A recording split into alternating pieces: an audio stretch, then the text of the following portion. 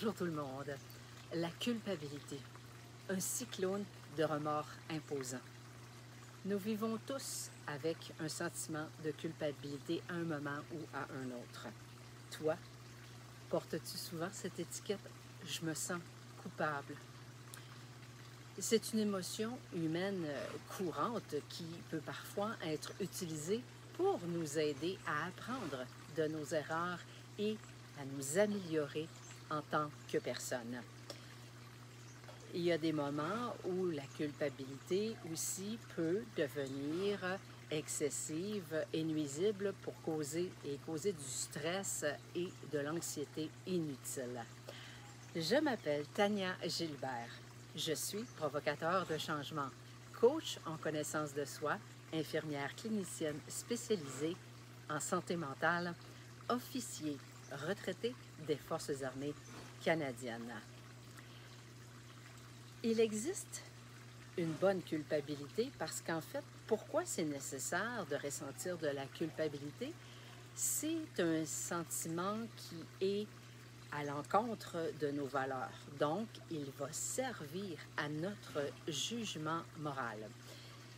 Les points positifs à la culpabilité, c'est d'avoir de l'empathie, éprouver des regrets ou prendre naissance ce sentiment. En fait, il vient de notre enfance où nous allons éprouver ce sentiment.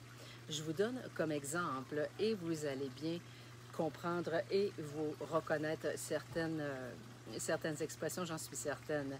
Parce que souvent les parents vont menacer en disant comme exemple, « Ah, si l'enfant a commis une erreur, papa ou maman t'aimera plus si tu recommences.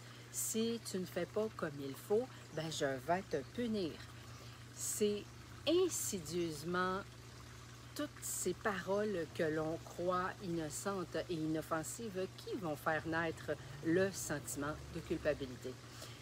Malheureusement, plus on transmet une éducation contrôlante aussi et plus les enfants se sentiront coupables parce qu'ils vont toujours se sentir constamment en faute. J'ai plein de souvenirs qui me reviennent en tête parce que oui, j'en ai eu souvent et entendu souvent de ces paroles ou de ces actions trop contrôlantes. On ne réalise pas, mais quand on s'arrête pour y repenser, c'est incroyable à quel point nous pouvons dire des paroles sans comprendre sa portée. Qu'elle puisse marquer les esprits d'une autre personne. Même si ça ne ressemble, que ça ne semble pas, puis c'est pas méchant à la base, là, c'est ni l'intention, mais ce sentiment perdurera pour bien des gens durant toute la vie même. Ce qui fait naître le sentiment de ne jamais avoir été à la hauteur. C'est pourquoi la culpabilité va jouer un rôle plus important qu'il en devrait en réalité, en fait. Nous allons nous sentir coupables pour tout et pour rien. Des types de personnes, il y a certains types de personnes qui seront plus susceptibles à la culpabilité, donc entre autres les hypersensibles, les gens perfectionnistes ou les gens timides, ainsi que les personnes anxieuses. Oui, je vous l'affirme. Parce qu'elles sont émotivement plus fragiles, elles vont vivre beaucoup plus de culpabilité.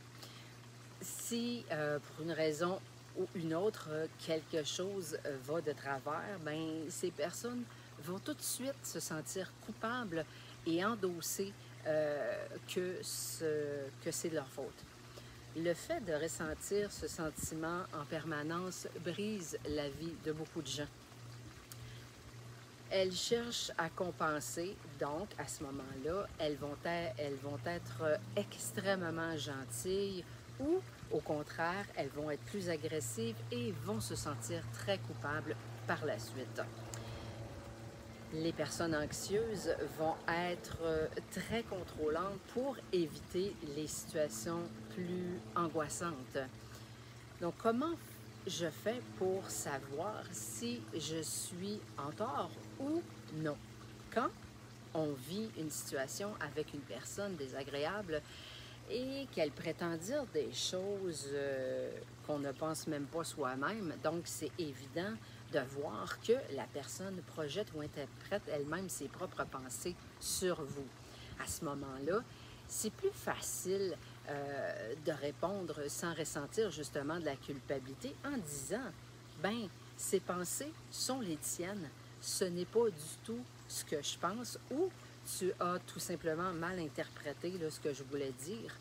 Alors, ou là, nos intentions, donc vous replacez l'expression de cette personne en lui faisant réaliser que ce sont ses pensées et non les vôtres. Quand on sait que on a mal agi, ben on le ressent. Puis, mais quand ça vient d'une autre personne qui voit les choses à sa façon, ça se ressent aussi. Je ne le répéterai jamais assez, encore une fois, la connaissance de soi est le plus grand cadeau que l'on puisse s'offrir dans une vie parce qu'elle change complètement notre rapport dans nos relations interpersonnelles. Bien se connaître va permettre de mieux gérer nos émotions, notre ressenti et de savoir si nos réactions nous appartiennent ou pas. Lorsque la culpabilité s'installe en nous, elle change notre énergie, notre humeur, nos perceptions, notre opinion. On serait sûrement d'accord tous pour dire que les sentiments négatifs, c'est vraiment comme des sangsues qui nous collent à la peau. C'est difficile de les chasser par la suite. Comment faire pour diminuer le sentiment de culpabilité? La première question à se demander, est-ce que j'ai voulu volontairement faire du mal à quelqu'un? Quels sont vos torts dans une situation? Deux solutions se présentent. La première, si vous êtes coupable, ce que vous avez à faire, c'est que vous reconnaissiez vos torts et que vous les assumez et vous réparez vos erreurs. Là, c'est une façon saine et positive de régler une situation. La deuxième, si vous n'êtes pas coupable, il faut juste accepter que l'on soit impuissant parfois devant certaines situations.